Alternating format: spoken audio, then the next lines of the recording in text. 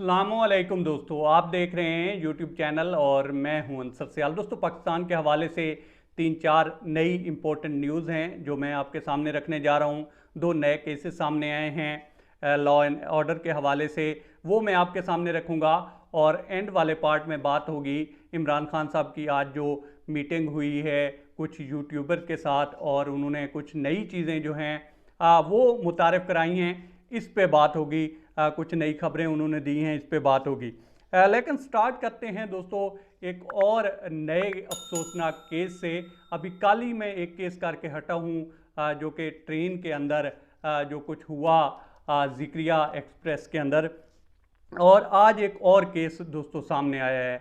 मुझे वैसे समझ नहीं आ रही कि यूं ही पुराना पाकिस्तान में हम उतरते हैं, पुराने पाकिस्तान में तो इस तरह से ख़वातीन के केसेस क्यों आना शुरू हो जाते हैं। अच्छा जी, ये केस है दोस्तों सरगोदा के थाना मियानी से, और ये डेरा मोहम्मद अली चक सैदा। यहाँ पे माफिया जैनब नामी लड़की थी जिसकी उम्र दोस्तों 8 साल थी, और वो वहाँ पे एक स्कूल में, मकामी स्कूल में पढ़ रही थी। और वहाँ पे उनको उनकी टीचर ने बोला है कि आप जाएं और रोप लेकर आएँ जिससे जो है झूला झुलाने के लिए हमने यूज़ करना है। वो बच्ची जाती है दोस्तों, और उसके बाद वो वापस नहीं आती। ये बात है 5 मई की। उसके बाद उन्होंने ढूंढा है, बहुत ढूंढा है, लेकिन बच्ची मिली नहीं है। फिर उन्होंने ये इश्तिहार दिया है, आपके सामने भी आ रहा होगा, तलाश गुमशुदा का। लेकिन आज जो है उसकी बोरी बंद लाश मिली है दोस्तों उन्हीं के इलाके से। और उसके बाद जो सिचुएशन है आप उसका जो है अंदाज़ा कर सकते हैं वहाँ के इलाके में। लेकिन उस बच्ची का जो है अभी बाकी मज़ीद उसके ऊपर उसका मेडिकल रिपोर्ट जो है उसका इंतज़ार किया जा रहा है। लेकिन इसमें भी शुबा किया जा रहा है कि शायद बच्ची के साथ जो है जिनसी ज़्यादती ना की गई हो। तो इस तरह के केसेस आना जो हैं फिर से शुरू हो गए हैं। अभी आज एक और ख़ातून जो हैं वो पहुंच गई अदालत में, और सैयदा शहनाज है गालबन इनका नाम, और इनका 5 मरले का मकान था और उसके ऊपर जो है कुछ कब्ज़ा या इस तरह का जो है सीन चला। और इनकी उम्र थी तब 9 साल। अब ये 45 साल की हो गई हैं। 35 साल हो गए इस इंसाफ के सिस्टम से इंतज़ार करते करते कि मुझे इंसाफ मिलेगा। और बिलाखिर इन्होंने दोस्तों आज कह दिया है चीफ जस्टिस साहब को कि भाई आप अगर हमें इंसाफ नहीं दे सकते तो मेरा जो केस है वो या तो इंडिया में मुंतकिल कर दें या फिर हमें इंडिया में ही सेटल करवा दें, चूँकि हमारी फैमिली जो है वो इंडिया से आई थी, और अगर यहाँ पे इंसाफ नहीं मिलेगा तो हम कहाँ जाएंगे। हालात यहाँ तक हैं कि कल जो है आसिफ जरदारी साहब के बहनोई हैं फजलुल्लाह पेजोहो, उनको दोस्तों कल जो है उनकी भी हाँ डकैती हुई है कार से। उनके कोई बैग कहा जा रहा है कि जिसके अंदर करोड़ों रुपए थे वो उठा लिए गए हैं। तो हालात यहाँ तक पहुँचे हुए हैं। कल शाराए फैसल के ऊपर इनके साथ ये सारा कुछ हुआ है। अब अगर हम बात करें कि इसके चलते जो कुछ इंसाफ के सिस्टम में हो रहा है, और फिर कहते हैं कि जनाब बड़े बड़े लीडर जो हैं वो बोलते हैं, अब ख़वातीन अदालतों में पहुंची हुई हैं और वो यहाँ तक तंग हैं कि हमें भाई इंडिया में ही मुंतकिल कर दें अगर आपने यहाँ पे जो है इंसाफ नहीं देना। तो आज फिर मीटिंग हुई है इमरान खान साहब की, और उन्होंने कुछ यूट्यूबर को बुलाया हुआ था, जैसे माजी में वो बातचीत करते रहे हैं, कल भी कुछ लोगों से हुई, तो आज भी उनकी हुई है।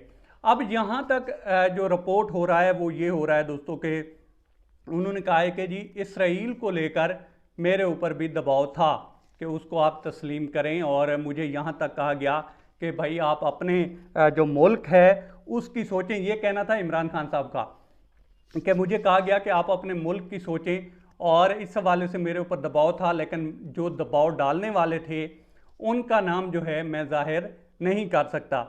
अब इसमें कोई शक नहीं है दोस्तों, ये तो कुछ भी नहीं है। अभी अहमद कुरैशी जो विज़िट करके आए, और फिर जो है इसराइल के सदर ने इस चीज़ को तस्लीम भी किया कि बड़े आला लेवल के डेलीगेशन के साथ उनकी बातचीत हुई है। तो इमरान खान साहब को मेरा जहाँ तक ख्याल है, ये मेरी ओपिनियन है, मेरी खबर नहीं है, लेकिन मैं ये सोच रहा हूँ या मेरा अंदाज़ा है कि उनको इस्तेमाल करने की पूरी पूरी कोशिश की गई और इस चीज़ को मद्देनज़र रखते हुए उनको इस्तेमाल करने की कोशिश की गई कि पहले ही इनको यहूदी लॉबी कहते हैं, तो अगर ये इसराइल को तस्लीम कर लेंगे तो इनके ऊपर कोई क़यामत नहीं आएगी और लोगों के लिए ये जो है एक नॉर्मल सी बात लगेगी कि भाई इमरान खान साहब तो पहले ही उनको जो है कहा जाता है कि ये यहूदी लॉबी हैं, तो उनको इस्तेमाल करने की कोशिश की गई। लेकिन उस बंदे का कमाल महारत है, ज़ब्त है, हौसला है, बहादुरी है कि उन्होंने इनकी चाल में वो नहीं आए और उन्होंने तब साफ साफ इनकार कर दिया था और उन्होंने बड़ा जुमला तब बोला था कि मैं अपने अल्लाह पाक को क्या जवाब दूंगा। और फिर उन्होंने क़ायद आज़म मोहम्मद अली जिन्ना का भी हवाला दिया कि वो हमें इस हवाले से क्या कह कर गए थे। लेकिन तब जो है बहुत ज़्यादा प्रेशर डाला गया और अब तो बातें यहाँ तक पहुँची हैं कि कोई डेलीगेशन भी गया है जिसको जो है इसराइल का सदर जो है वो मान रहा है। अब जहाँ तक बात है पाक फ़ौज के हवाले से, तो उन्होंने आज ये भी कहा है कि जो दुश्मन है वो इस चीज़ को इस्तेमाल करना चाहता है कि पाक फ़ौज और अवाम के दरमियान जो है तनाव पैदा हो और अगर पाक फ़ौज कमज़ोर होती है तो फिर जो है मुल्क कमज़ोर होगा और पाकिस्तान के हवाले से अल्लाह ना करे कि पाकिस्तान टूट भी सकता है। तो इस यहाँ तक जो है दुश्मन की प्लानिंग है। अब ये देखना है दोस्तों स्टेक होल्डर को कि एक बंदा जो है मुल्क के लिए इतना सोच रहा है, इस हद तक सोच रहा है। अभी जो है हुकूमती कुछ बुजुर्ग ये कह रहे थे कि जनाब वो हार गए और मैदान छोड़कर भाग गए और कहाँ गया आज़ादी मार्च और आज़ादी ऐसे मिलती है और ये हो गया वो हो गया। लेकिन ये किसी ने नहीं सोचा कि वो बंदा जो है वो आया और उसने अपनी स्ट्रेंथ दिखाकर वहाँ से हट गया सिर्फ इस वजह से कि इमरान खान साहब का कहना ये था कि अगर मैं वहाँ पे रहता तो मज़ीद जो है डैमेज हो सकता था, वहाँ पे लाशें गिर सकती थी, नुकसान हो सकता था, लोगों का मकामी लोगों का नुकसान हो सकता था, तो मैं तो इस वजह से पीछे हटा हूँ। लेकिन ये जो हैं अपने आप को जो है विक्ट्री स्टैंड पे देखते रहे और राना सनाउल्लाह जो है मुख्तलिफ तरह से कहते रहे और पीछे भी जब भी मीटिंग होती रही है दोस्तों, राना सनाउल्लाह जो है इस तरह की बातें करता रहा है। यहाँ तक उन्होंने कहा था कि हमने जब इन्होंने पहले धरना देने की कोशिश की थी तो मैंने 300-400 बंदा उठा लिया था और फिर उन्होंने पंजाबी में कहा था कि कुत्ती भी नहीं सीपों की। मतलब ये कि ये लोग जो हैं हर तरह से कोशिश कर रहे हैं कि उसको जो है इस स्टेज पे लाया जाए कि मुल्क के अंदर खलफिशार हो, इंतशार हो। और वो बंदा है कि वो ये ट्राई कर रहा है कि नहीं ये मुल्क हमारा है, ये पाक फ़ौज हमारी है, ये लोग हमारे हैं, इसमें लाशें ना गिरें और किसी तरह से बचत हो जाए। अब सोचना दोस्तों मुल्क के दीगर स्टेक होल्डर को है कि ये मुल्क को किस तरफ ले जाते हैं। आज भी उनकी जिस तरह से इंटरेक्शन हुआ है मीडिया से तो कहीं भी नहीं लगा कि वो इंतशार चाहते हैं। बहरहाल अब तक इतना ही। आप दोस्तों से रिक्वेस्ट है कि आप हमारे चैनल का विज़िट करें और अगर आपको हमारे चैनल का कंटेंट पसंद आए तो इसे सब्सक्राइब करें। तामुन के लिए शुक्रिया दोस्तों।